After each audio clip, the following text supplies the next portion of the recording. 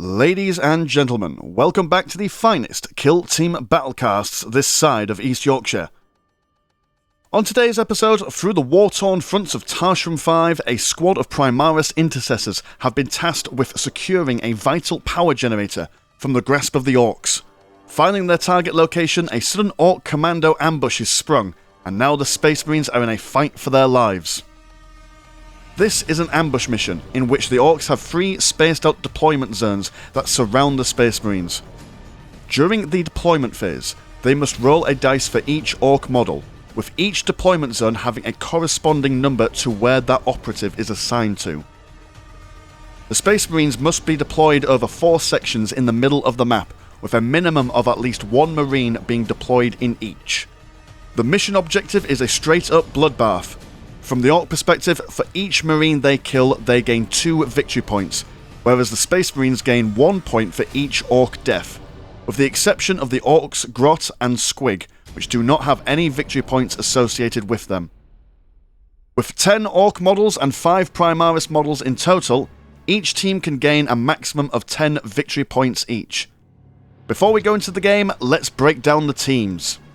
For the Primaris, their models weigh in with 3 action points and an impressive 3+ saving throw, making them very mobile and tough to kill, while their Bolter Discipline strategic ploy allows them to take 2 firing actions per turn.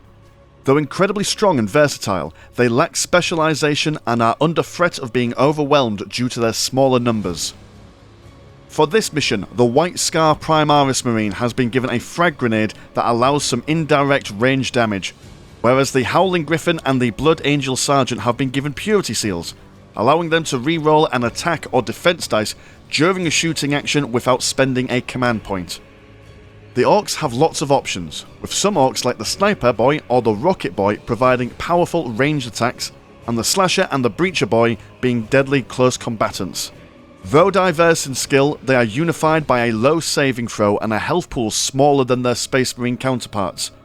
To succeed, they will need to use each model's unique skills in Orky harmony. The Grot and Slasher Boy have been equipped with smoke bombs, whereas the Sniper Boy has been given a climbing rope, allowing him to ascend to greater heights above. To deploy, the Orcs roll to see where they will set up their Kommandoz. Fairly evenly spread, a Breacher, Slugger and Slasher Boy are deployed in the bottom right corner behind some ruins. On the bottom left, the Rocket, Comms and Burner Boy are joined by a Grot and a Squig. Leaving the Commando knob, a few Sluggers and a Sniper Boy in the top left. Rushing to their defensive positions, the Ultramarine and Iron Hand pair up on the top left. The Blood Angels Captain stands by on the top right, the Howling Griffin takes cover on the bottom left behind some piping, and the White Scar makes use of some barricades on the bottom right. The game plan for the Space Marines is to use their bolters to concentrate on pockets of emerging Orcs, hoping to thin out their numbers before the inevitable melee engagement.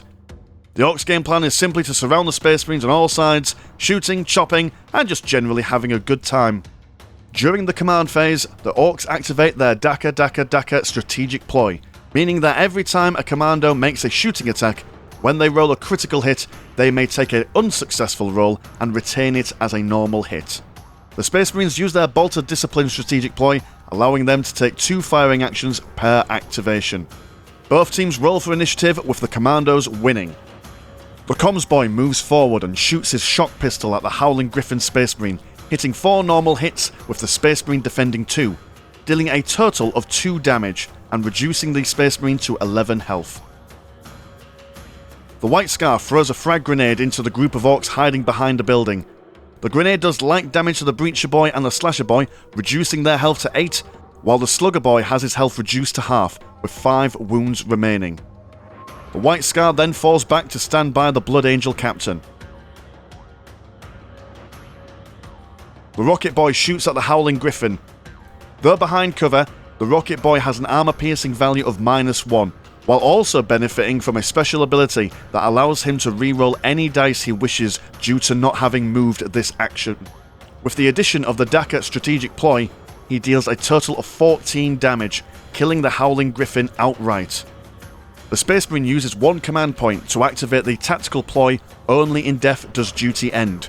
This will allow the Howling Griffin Space Marine to stay alive until the end of this turn.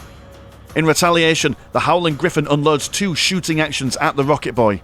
With his bolter benefiting from re-rolling 1s due to its ceaseless ability, the Space Marine deals a total of 13 damage and renders the Rocket Boy dead. The Slasher Boy moves and dashes through the ruins to prepare for the next turn. The Iron Hand Marine seeks revenge for his battle brother, shooting twice at the Comms Boy, dealing 16 damage in total and ending the life of the Comms Boy. The Slugger moves and dashes in line with the Slasher Boy. The Ultramarine takes 2 shooting actions at the Burner Boy, dealing a total of 10 damage and killing him outright as well. The Breacher Boy moves and dashes to keep up with the other boys who have moved. The Captain, with no targets to shoot at, moves and dashes into a better position for next turn. The Orc Sniper climbs up the ruins with his climbing rope and sneaks into a firing position above the Space Marine position. The turn ends slowly, as the Space Marines have no targets for their Overwatch actions. The Grot sends up a smoke bomb to block any incoming fire, allowing the Commando boss and his boys to move out into the open with relative safety. With 1 Space Marine dead and 3 Commandos meeting the same fate, the Commandos end their turn with 2 victory points to the Space Marines 3. Though the Space Marines have managed to kill triple of their slain brothers, through clever repositioning and use of smoke grenades, the Orcs have manoeuvred themselves into a pincering manoeuvre. The Howling Griffin's last stand, though successful in killing an Orc or 2, has cost the Primaris a valuable command point, ensuring that the Space Marines must be careful with how they continue the battle.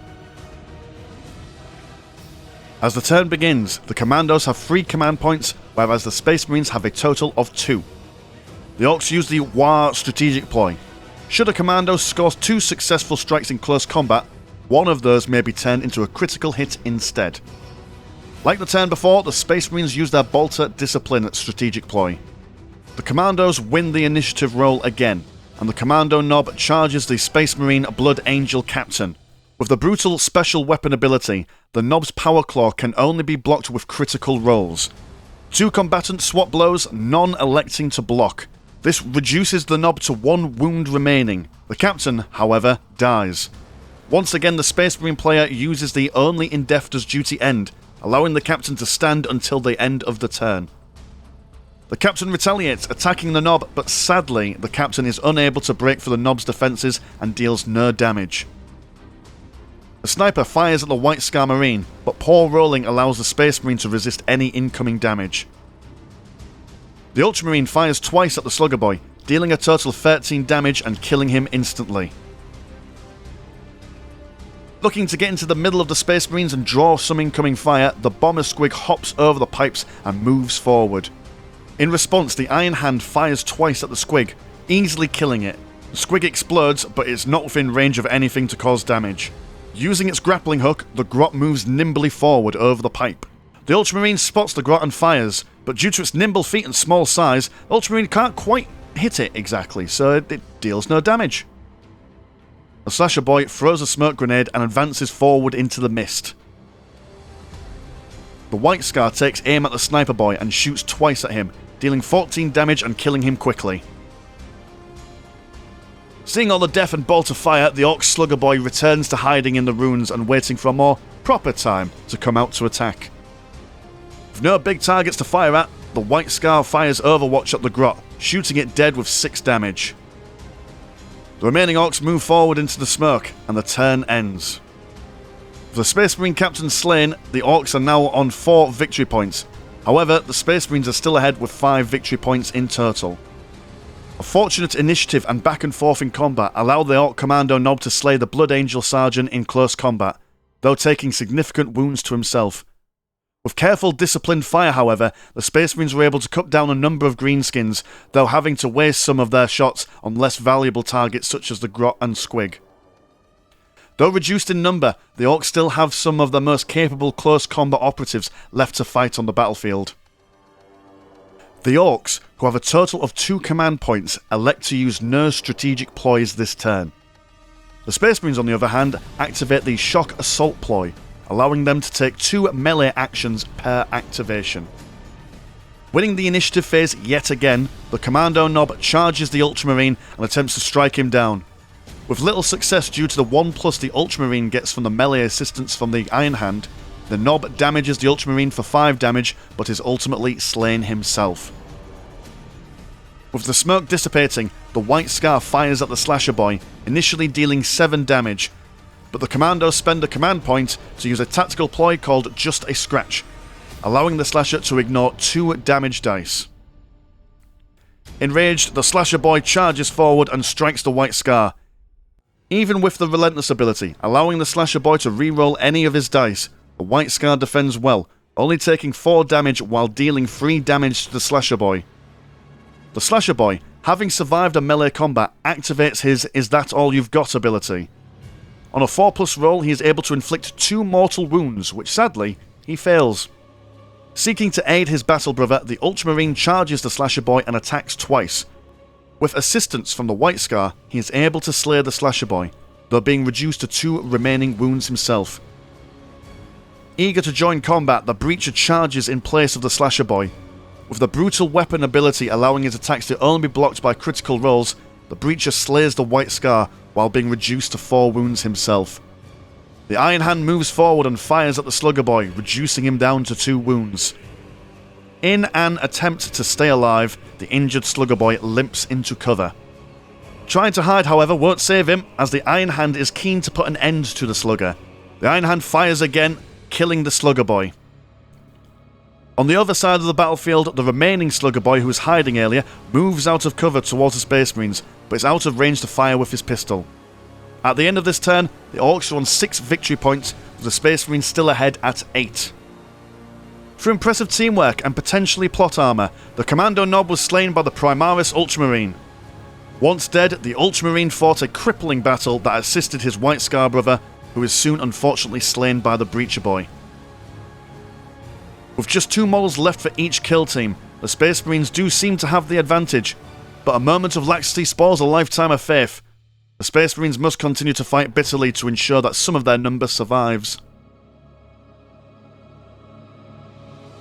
During the command phase, the Orcs activate the War strategic ploy once again, while the Space Marines make use of their Bolter discipline.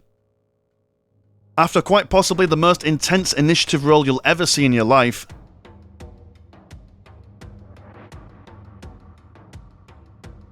the Orc Commandos win once again.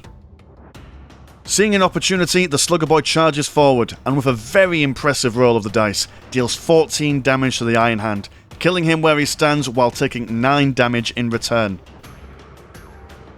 Not wishing to engage the Breacher in close combat, the Ultramarine falls back and fires twice at the Breacher, dealing 9 damage and ending its foul life. With no one left standing apart from 1 Slugger Boy and 1 Ultramarine, the game ends. The Space Marines have managed to win the day with 9 victory points compared to the Commandos' 8. A short final turn sees the Slugger Boy smash his way through the Iron Hand, while the Ultramarine takes a cautious manoeuvre and slays the Breacher at a distance. Though victorious, the Space Marines have taken quite the beating, with only the Ultramarine standing. Definitely not... It wasn't planned. Clearly, plot armour is a real thing, IRL. A lone Orc Commando, however, is left to slink back into the shadows, sure to come back for revenge in the near future. Alright then, boys and girls, I hope you enjoyed the video. I'm going to finish this video with a quick little rundown of my thoughts behind things. I think this format still needs a little bit of tweaking, a little bit of working. Some bugs need ironing out. I think this video is a lot better than the previous one. So I'm going to run down a few ideas and then basically ask you some questions to give me some information. So in the future I can then improve the quality. So there we go. So 2 things that worked really well compared to last time. I feel that by adding a photo camera to take the actual photos, like I've used the Patreon money, well, Patreon and YouTube money to get one of these. It's a little codec. Don't know anything much about photo cameras, but Pitbull once had a codec in his music videos, and if it's good enough for Mr. Worldwide, well, it's good enough for me. So yeah, the actual stills I think were a lot better than the previous video. Also, I remember someone mentioning in the comment section to add dice rolls in with the information to make it look a little bit more like a real game. And I agree, I think adding dice rolls into like the corners and stuff certainly made it feel less fan-fiction-y, if that makes any sense whatsoever.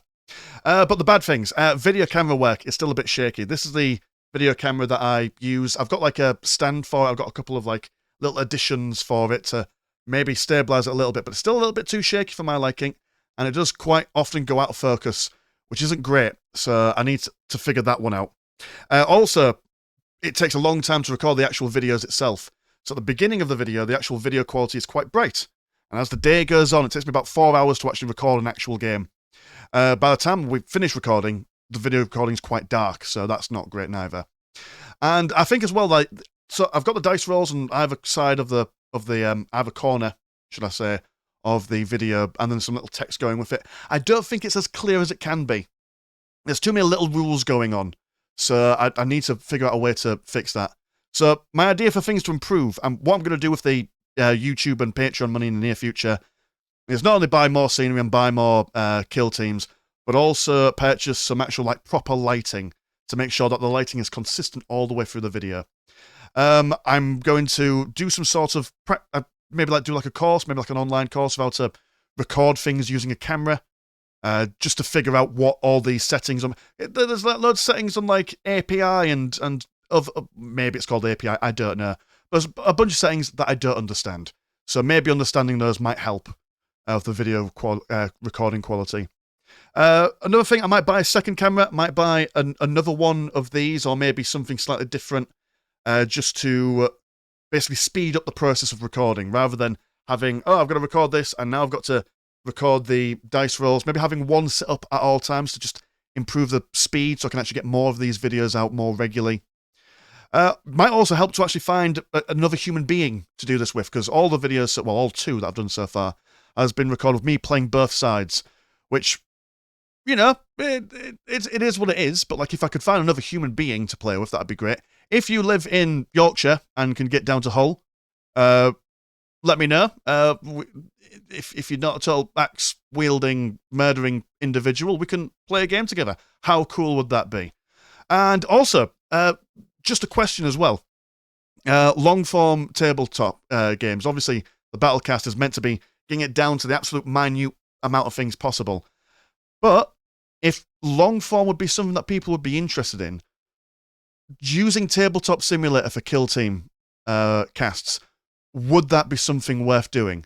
Not necessarily just like the breakdown that I've done in this video, but just like a press record, we play the game, it's just recorded as it is, no editing involved. Just an idea, see if you're into it, let us know in the comments. But yeah, that's all my breakdown. If you've got any other things that you liked or disliked, please, please, please do let us know in the comments below. I want to make this format work as well as humanly possible and stuff. So yeah, and thank you to the patrons who've helped me buy all this stuff. It's honestly just incredibly useful having that little bank of cash to be able to just throw at models and stuff, because obviously that's bloody expensive, isn't it? But yeah, anyway, my name's been Mr. Landshark. Pleasure as always, never chore. I'll see you in a bit. Peace.